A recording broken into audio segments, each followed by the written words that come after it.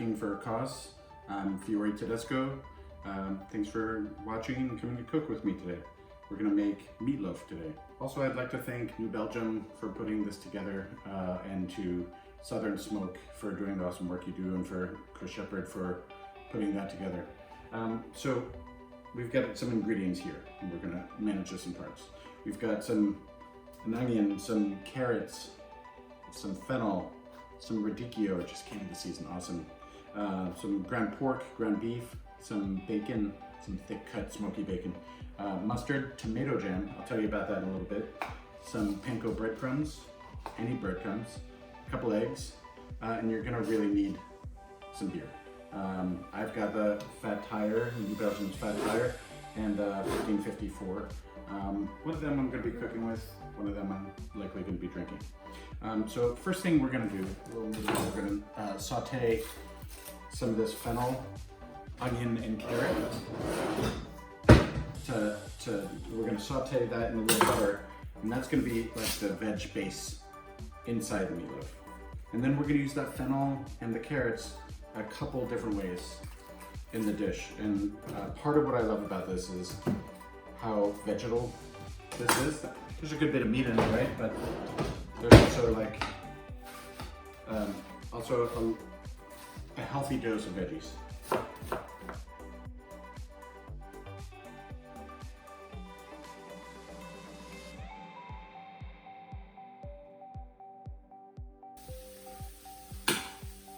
And then we're going to take a few of these carrots. And so these are beautiful orange carrots from here in Austin, from JBG, who we work with all the time. And I love these carrots. It's one of the most, we do a roast carrots and pistachio butter dish that only comes off the menu when it absolutely has to. Carrots do go out of season, but they're in season for a good bit of the year, thankfully. So I cut these in half that way and then quartered that way. And then again, it's gonna be like a nice large dice here.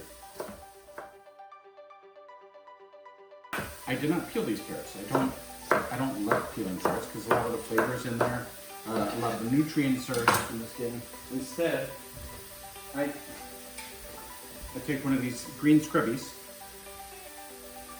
and I clean my carrots with the green scrubbies and give them a little wash, and then they're done. They're ready to go.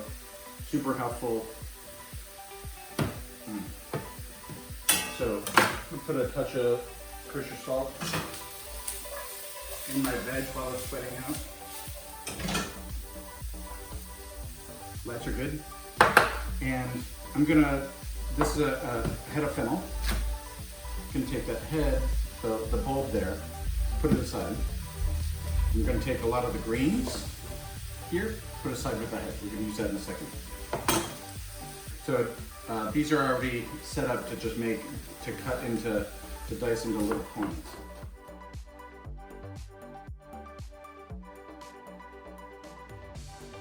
So we've got that veg sauteing there, right? We're gonna just take that for like 2-3 more minutes, just with sauteing just a little butter, a little bit of salt. While that's happening, I'm gonna take some more carrots, just cutting them down the line half. And if they happen to be extra small like this one, just gonna cut the top off and leave it whole. I'm gonna take those carrots, put them in this roasting pan here. I'm gonna take this bulb of fennel, cut it down, and quarter it there. You know what, for this, I'm gonna cut them into this. So I'm gonna cut those little quarters, take them down a little more. Make some nice, even little chunkies. And then I'm gonna take all of this crazy amount of greens, all these ones. You don't wanna waste them. They're also like really, really awesome. Add these fennel fronds add so much flavor.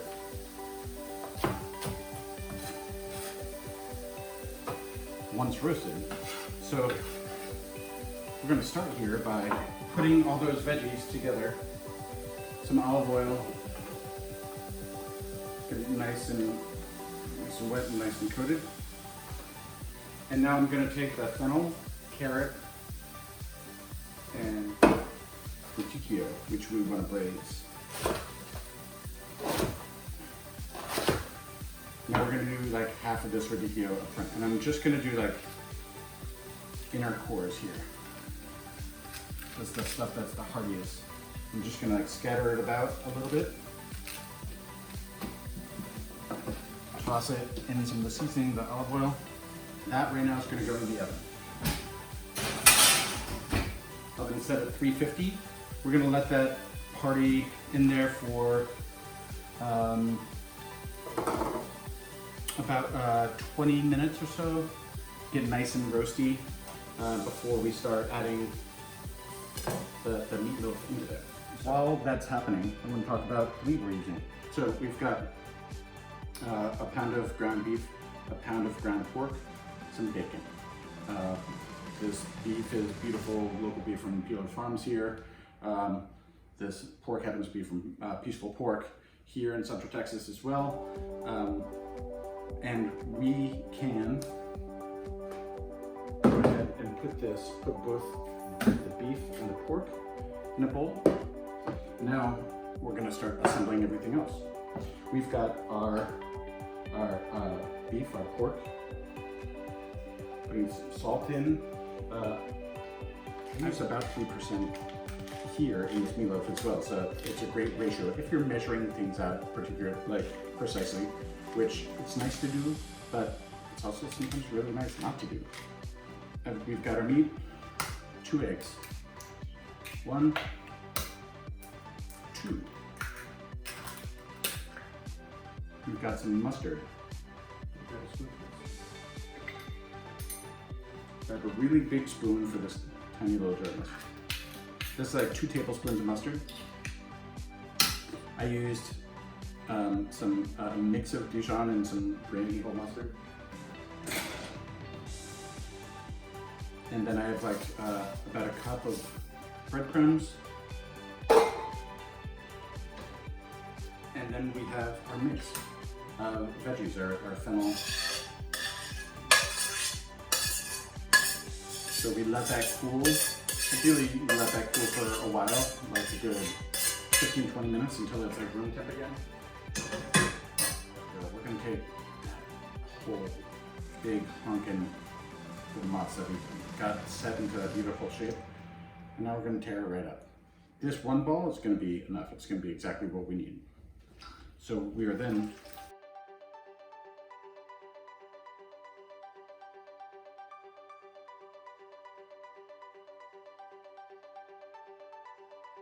but if you over mix it and like pack it tight, you're gonna make it dense. What we want is like light and loose and like really this luscious mouthfeel where the cheese is gonna separate from the meat and pull in every bite. It's gonna be really delicious. That is done being mixed and it's ready to go. Okay, now we have our veg out of the oven. It's been about a half an hour. We have our meatloaf ready to put in. We want to form this. And you know what, I think for today what we're gonna do, we're gonna put it in like a big, almost like a rosette. Or maybe we'll make like a Christmas wreath out of it. And my idea here is, stay in there, Mats. Okay, that's like formed right now. And we want it to cook evenly. And I'm leaving a good bit of space here in the middle, and I want the walls of this to be pretty consistent so that it cooks at an even rate, right? That's what you're looking for. I don't just want to roast this, I want to braise this a little bit. And I want to braise this in a little beer. We're going to add that beer in 2 different stages. We're using the Fat Tire, delicious amber ale. I'm going to pour this all around the perimeter. Sizzle, sizzle. And then the base, I'm using about a half can there. And then I'm going to add some rosemary. Sprigs it there. And some sage. Live rosemary and sage. They're good. I also have them right in my garden. Both of them are so nice with pork and beef together. And we're gonna wrap it with bacon.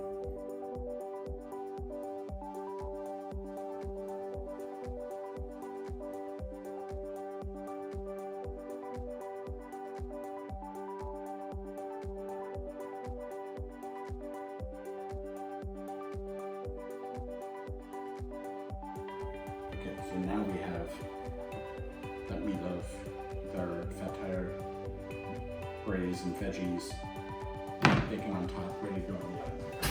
I'm gonna pop it in there. And while that's happening, we're gonna make a simple sauce with our tomato jam that we serve at Locador. We make it there. It's like a sweet and sour, right? With some different spices. There's some pink peppercorn, coriander. And we're gonna make a quick sauce for that with fat tire. And use the other half of that can.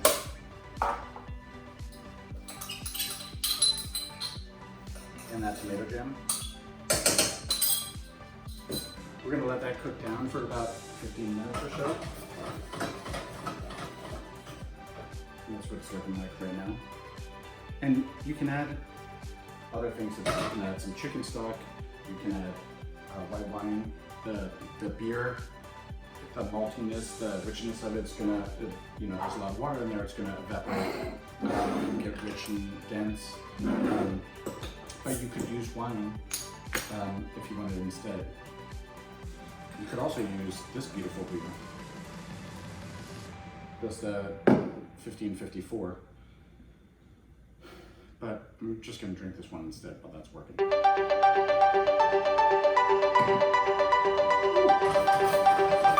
Okay, and so we've got our beer poured, got our fat tire tomato jam sauce working, and we're gonna let that meatloaf roast for another 45 minutes or so from now, and then we're gonna put that glaze on, and then let it finish that way. Okay, so now our meatloaf has been braising for another half hour or so. It's maybe a little longer, maybe more like 45 minutes. And I've been counting the minutes by making appropriate headway on my beer there. And now we've got our tomato glaze, which we have the other half of that can of the fat tire and our tomato jam in.